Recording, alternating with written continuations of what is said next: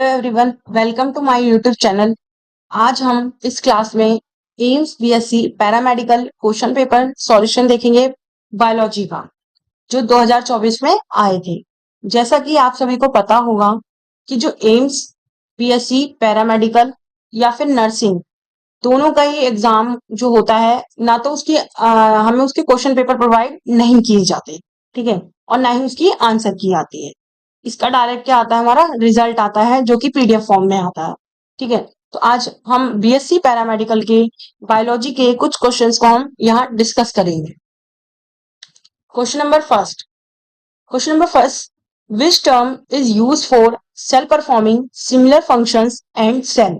Option A division, option B organ, option C organ system, option D tissue. तो जो इसका right answer होगा वो क्या होगा, हमारा ऑप्शन डी, टिश्यू, ठीक है। क्वेश्चन चलते हैं question number second. Question number two क्या कहता है हमें, dub sound of heart is caused by. जो डब साउंड होती है हार्ट में, जो हार्ट की डब साउंड होती है वो किसके कारण, किसकी वजह से होती है?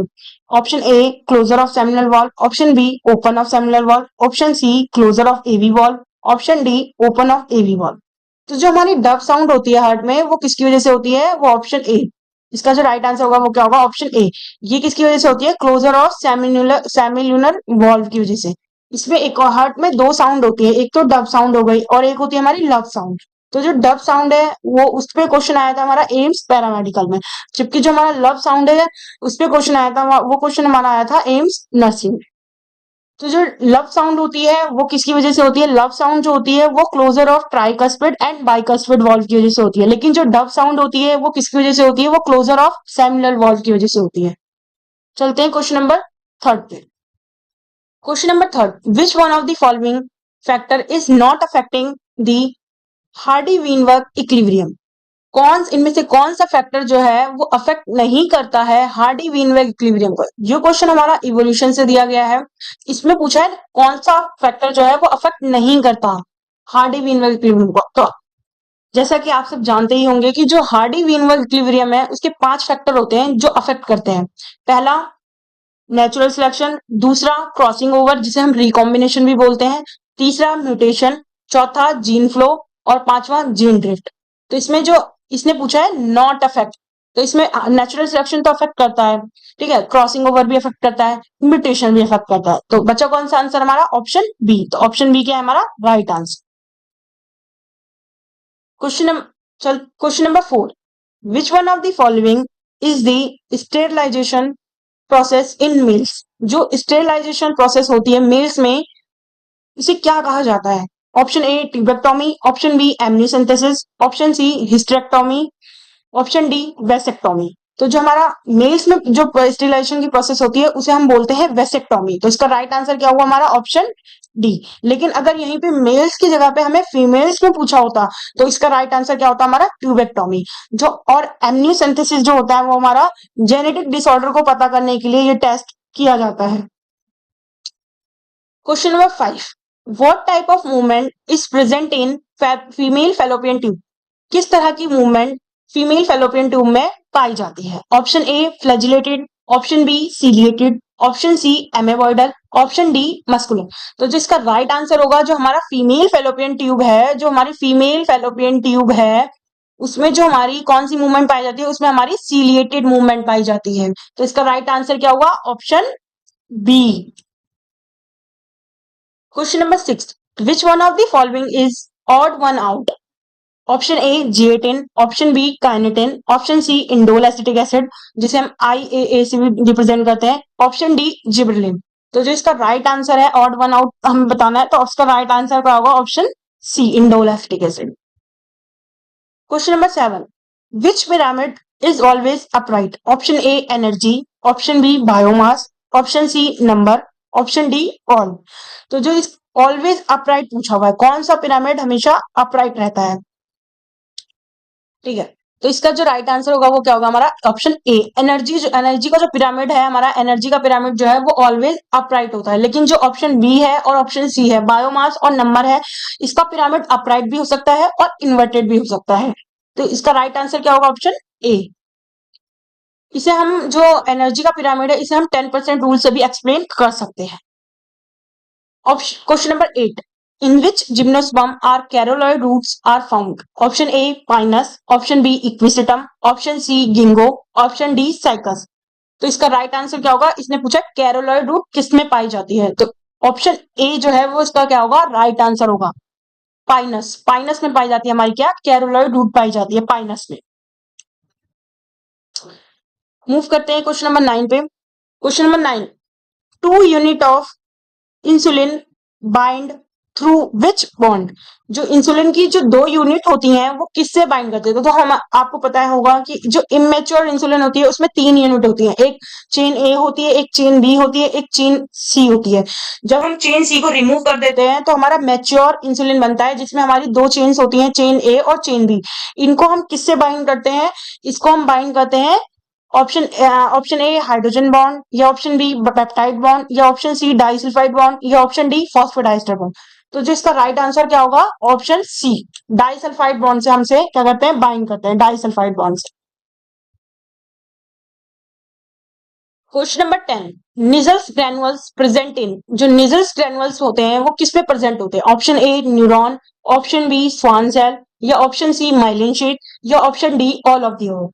तो जो निजल्स ग्रैनुअल्स होते हैं हमारे वो प्रेजेंट होते हैं हमारे किसमें? न्यूरॉन्स में। तो इसका राइट आंसर क्या हुआ? Option A. Question number 11, the coding strand of DNA is? हमें क्या दे रखा है यहाँ पे? कोडिंग स्ट्रैंड दे रखा है डीएनए का। What is the sequence of mRNA? हमें क्या पूछा हुआ है? सीक्वेंस पूछा है किसका? एमआरएनए का। तो हमें यहाँ पे कोडिंग स्ट्रैंड दिया हुआ है डीएनए का और हमें सीक्वेंस पूछा है एमआरएनए का। जो कोडिंग स्ट्रैंड होगा हमारा, कोडिंग स्ट्रैंड, यहाँ पे कोडिंग और नॉन कोडिंग बहुत डिफरेंस होता है इसमें। तो जो कोडिंग स्ट्रैंड है वो एमआरएनए के क्या होता है? सिमिलर होता है। बस एक डिफरेंस होता है कि एमआरएनए जो आरएनए है हमारा उसमें क्या होता है? हमारा थायमिन नहीं पाया जाता, उसमें थायमिन की जगह पे हमारा यूरेसिल पाया जाता है। लेकिन डीएनए में हमारा यूरेसिल नहीं पाया जाता, थायमिन पाया जाता है। तो हमें यहाँ पे कोडिंग स्ट्रैंड दिया हुआ है और हमें एमआरएनए का सीक्वेंस पूछा है। तो हमें क्या बनना है? बस यही ऑप्शन होगा, बस यहाँ पे थायमिन की जगह पे हमें क्या लगाना है? यूरेसिल। तो 5 डैश, तो ये तो 3 डैश से चालू हो रहा है, ये भी 3 डैश से स्टार्ट हो रहा है, तो ये ऑप्शन तो पहले ही कट गए, ये ऑप्शन तो हमारे एलिमिनेट हो गए। ठीक है, उसके बाद 5 डैश 2 में है। ठीक है, अब यहाँ पे हमें देखना है, बस इतना देखना है हमें कि जो थायमिन की जगह पे यूरेसिल दिया होगा और बाकी ये पूरा सीक्वेंस क्या होगा हमारा? सेम होगा। जहां जहां थायमिन है वहां वहां यूरेसिल होगा। तो कोई और 5 डैश में देखो एडेनिन एडेनिन, उसके बाद थायमिन की जगह पे यहाँ पे भी यूरेसिल दिया है और यहाँ पे भी यूरेसिल दिया है। लेकिन इसमें देखो ये क्या है? ये भी ऑप्शन क्या होगा हमारा? रॉन्ग। तो बच्चा कौन सा हमारा? Right option B. ठीक है, अगर यहाँ पे इस क्वेश्चन में दूसरी तरीके से फ्रेम कर सकते थे इस क्वेश्चन को, अगर यहाँ पे ये नॉन कोडिंग स्ट्रैंड दे देते डीएनए का और हमसे पूछा जाता सीक्वेंस ऑफ एमआरएनए। ठीक है, तो जो हमारा एमआरएनए का सीक्वेंस होता, अगर हमारा नॉन कोडिंग स्ट्रैंड होता तो जो हमारा एमआरएनए का सीक्वेंस होता वो कॉम्प्लीमेंट्री होता किसके? नॉन कोडिंग स्ट्रैंड के। ठीक है, अब चलते क्वेश्चन नंबर 12 पे। क्वेश्चन नंबर 12 क्या कहता है? Which of the following is not a part of endomembrane system? इनमें से कौन सा पार्ट नहीं है एंडोमेम्ब्रेन सिस्टम का? Option A endoplasmic reticulum, option B Golgi complex, option C lysosome, option D mitochondria. तो मैं बता दूं कि जो एंडोप्लाज्मिक रेटिकुलम है और गोल्जी कॉम्प्लेक्स है और लाइसोसोम है, ये क्या होते हैं? ये पार्ट होते हैं एंडोमेम्ब्रेन सिस्टम के, बट लेकिन क्वेश्चन में क्या पूछा हुआ है? क्वेश्चन में पूछा हुआ है हमसे not a part of endomembrane system. तो इसका जो राइट आंसर होगा वो क्या होगा हमारा? माइटोकॉन्ड्रिया। माइटोकॉन्ड्रिया जो होता है वो हमारा एंडोमेम्ब्रेन सिस्टम का पार्ट नहीं होता है। अगर यहाँ पे माइटोकॉन्ड्रिया की जगह पे माइटोकॉन्ड्रिया ना देके पर ऑक्सीजोम दिया होता तो भी, तो हमारा क्या होता ऑप्शन? तो भी वो पर ऑक्सीजोम जो होता वो हमारा राइट आंसर होता है इसमें। पर ऑक्सीजोम भी जो होता है वो एंडोमेम्ब्रेन सिस्टम का पार्ट नहीं होता है। Question number 13, in which of these animals antennal gland function as excretory organ? जो नीचे एनिमल्स के नेम दिए हैं इनमें से किस एनिमल में जो एंटीनल ग्लैंड है वो फंक्शन करता है एक्सक्रीटरी ऑर्गन की तरह? तो option A cockroach, option B planaria, या ऑप्शन सी प्रॉन, या ऑप्शन डी सिफेलोकॉडेटा। तो जो इसका राइट आंसर होगा वो क्या होगा हमारा? Option C prawn. प्रॉन में जो हमारे एंटीनल ग्लैंड है वो फंक्शन करते हैं as excretory organ. Question number 14. Large hole in Swiss cheese are due to the production of dash. Option A carbon dioxide, option B hydrogen gas, option C methane या option D nitrogen gas. तो जो इसका right answer क्या होगा हमारा, right answer होगा इसका carbon dioxide, option A. Option ए क्या होगा इसका राइट आंसर। जो लार्ज होल होते हैं स्विच ट्रीज में वो CO2 की प्रोडक्शन से ही होते हैं। CO2 जो प्रोड्यूस होती है उसकी वजह से इसमें क्या होते हैं, हमारे स्विच ट्रीज में लार्ज होल होते हैं। Question number 15, which of the following is not a example of homopolymer. एक होता है हमारा होमोपॉलीमर, एक होता है हमारा हेट्रोपॉलीमर। ठीक है, तो option A collagen, option B insulin, option C chitin, option D glycogen. तो जो हमारा इंसुलिन होता है, काइटिन होता है और ग्लाइकोजन होता है, ये क्या होते हैं हमारे, ये तो होते हैं हमारे होमोपॉलीमर। क्वेश्चन में क्या पूछा हुआ है हमारा, not a part of, question में क्या पूछा हुआ हमारा, not a part of, not a example of homopolymer. तो जो इसका राइट आंसर क्या होगा हमारा, ऑप्शन ए कोलेजन। कोलेजन क्या होता है हमारा, हेट्रोपॉलीमर होता है, ना कि homopolymer. Question number 16, in the following graph X Y Z represent. जो नीचे ग्राफ दिया हुआ है उसमें एक्स वाई जेड क्या रिप्रेजेंट कर रहे हैं। ठीक है, तो जो हमारा एक्स है ये एनसीईआरटी का डायग्राम है, फोटोसिंथेसिस इन हायर प्लांट्स का डायग्राम के चैप्टर में से दिया हुआ है डायग्राम। तो जो ये ग्रीन लाइन है ये क्या रिप्रेजेंट कर रही है हमारी, ये क्लोरोफिल बी को रिप्रेजेंट कर रही है ग्रीन लाइन। तो एक्स क्या रिप्रेजेंट करेगा हमारा, क्लोरोफिल बी को। तो यहाँ सबसे पहले क्या दिया हुआ है एक्स, तो क्लोरोफिल बी किसमें है, देखो सेकंड में है क्लोरोफिल बी, इसमें है और ऑप्शन थर्ड में है क्लोरोफिल बी। तो ऑप्शन वन तो वैसे ही कट गया और ऑप्शन फोर्थ भी कट गया। ठीक है, तो अब बचा क्या हमारा, ऑप्शन टू और ऑप्शन थ्री। तो जो हमारा वाई है ये येलो लाइन किसको रिप्रेजेंट कर रही है, ये हमारी कैरोटीनॉइड्स को रिप्रेजेंट करती है। तो वाई, एक्स के बाद क्या दिया है वाई, तो हमें वाई बताना है। ऑप्शन ये रहा कैरोटीनॉइड, लेकिन इसमें क्लोरोफिल ए है तो ये भी कट गया हमारा, एलिमिनेट हो गया। तो राइट आंसर क्या बचा, ऑप्शन सी। और जो हमारा ये जेड है, ये ब्लू लाइन किसको रिप्रेजेंट करती है हमारी, क्लोरोफिल ए को। ठीक है, क्लोरोफिल ए को ही मेन पिगमेंट भी बोला जाता है। अब चलते हैं क्वेश्चन नंबर 17 की तरफ। Question number 17, in the following diagram A represent. ये जो डायग्राम दिया हुआ है ये किस ए, इसमें ए क्या रिप्रेजेंट कर रहा है, तो ये रहा हमारा ए। ये पूछा हुआ है ये क्या रिप्रेजेंट कर रहा है, तो A, option A alveolar cavity, option B blood capillary, option C red blood cell या ऑप्शन डी बेसमेंट सबस्ट्रेट। तो इसका राइट आंसर क्या होगा, जो ए है वो हमारा रिप्रेजेंट कर रहा है किसको, एल्वुलर कैविटी को। राइट आंसर क्या होगा इसका, ऑप्शन ए, एल्वुलर कैविटी को रिप्रेजेंट कर रहा है। जबकि जो येलो सब्सटेंस है ये क्या रिप्रेजेंट करता है हमारा, बेसमेंट सब्सटेंस। ठीक है, और ये जो बी है ये किसको रिप्रेजेंट कर रही है, रेड ब्लड सेल को। ठीक है, next next question number 18, what is the volume of ERV. ERV की full form expiratory reserve volume. ठीक है, इसकी वॉल्यूम पूछी है हमें। Option A 500 ml, option B 2500 से 3000 ml, ऑप्शन सी 1000 से 1100 ml, ऑप्शन डी 1100 से 1200 ml। तो जो इसका राइट आंसर क्या होगा, राइट आंसर होगा इसका ऑप्शन सी। ईआरवी की वॉल्यूम होती है हमारी 1000 से 1100 ml। Question number 19, the birth canal is formed by. जो बर्थ कैनाल होती है वो किससे मिलके बनती है, option A vagina, option B vagina and cervix, option C vagina cervix and uterus, option D vagina cervix uterus and oviducts. तो जो बर्थ कैनाल होती है वो हमारी किससे मिलके बनती है, वेजाइना एंड सर्विक्स दोनों से मिलके बनती है हमारी बर्थ कैनाल। तो इसका राइट आंसर क्या हुआ, option D. Question number 20, the net primary productivity is equals to.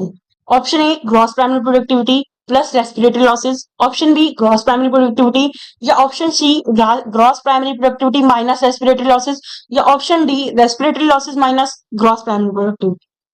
तो जो इसका राइट आंसर होगा, जो हमारी एनपीपी होती है वो इक्वल होती है किसके, जीपीपी माइनस रेस्पिरेटरी लॉसेस के। एनपीपी की फुल फॉर्म हो गई net primary productivity equals to gross primary productivity minus respiratory losses. तो इसका राइट आंसर क्या हुआ, ऑप्शन सी। ऑप्शन सी, ये इसका क्या हुआ हमारा right answer. Question number 21, which peptide hormone the following statement true for ANF. ANF के लिए कौन सी स्टेटमेंट में से ट्रू है। एएनएफ की फुल फॉर्म क्या होती है, atrial natriuretic factor. Option A it help in increasing blood pressure, option B it act as a vasoconstrictor या option C it act as a vasodilator या option D both A and B. तो इसने यहाँ पे क्या पूछा हुआ है, स्टेटमेंट ट्रू पूछा हुआ है। यहाँ पे इन क्वेश्चंस में हमें ट्रू फॉल्स का ध्यान रखना होता है। इन क्वेश्चंस में। अगर यहाँ पे ट्रू पूछा हुआ है तो एएनएफ के लिए कौन सी स्टेटमेंट ट्रू है?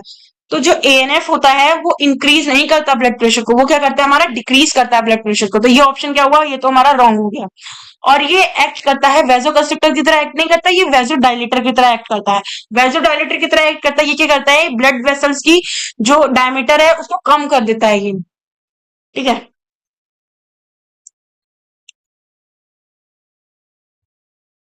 ठीक है। तो राइट आंसर क्या होगा? Option C. Question number 22। In which direction do DNA fragment move in gel electrophoresis? इनमें से जो डीएनए के फ्रेगमेंट्स होते हैं, जो जेल इलेक्ट्रोफोरेसिस टेक्निक्स होती है जिसमें हम डीएनए को सेपरेट करते हैं, ठीक है, तो डीएनए फ्रेगमेंट किस डायरेक्शन में मूव करते हैं जेल इलेक्ट्रोफोरेसिस टेक्निक में? ये बायोटेक का क्वेश्चन है। ठीक है, तो हमारा डीएनए क्या होता है? नेगेटिव चार्ज होता है, तो डीएनए जो है वो मूव करता है नेगेटिव टू पॉजिटिव चार्ज। अब देखो नेगेटिव चार्ज किस पे प्रेजेंट होता है? एनोड पे कौन सा चार्ज प्रेजेंट होता है? एनोड पे चार्ज प्रेजेंट होता है पॉजिटिव, जबकि कैथोड पे हमारा प्रेजेंट होता है नेगेटिव चार्ज। तो इसका जो राइट आंसर होगा वो क्या होगा? Option A. जो हमारा डीएनए का फ्रेगमेंट है वो मूव करता है किस पे? Cathode to anode. Question number 23। Which of the following is not example of ex situ conservation? Question number 23 में पूछा है कि कौन सा एग्जांपल नहीं है, जो नीचे दिए हुए हैं ऑप्शन, इनमें से कौन सा एग्जांपल नहीं है एक्स सीटू कंजर्वेशन? तो option A seed bank, option B cryopreservation, option C national park, या ऑप्शन डी जूलॉजिकल पार्क। तो इसका जो राइट आंसर होगा वो क्या होगा हमारा? Option C.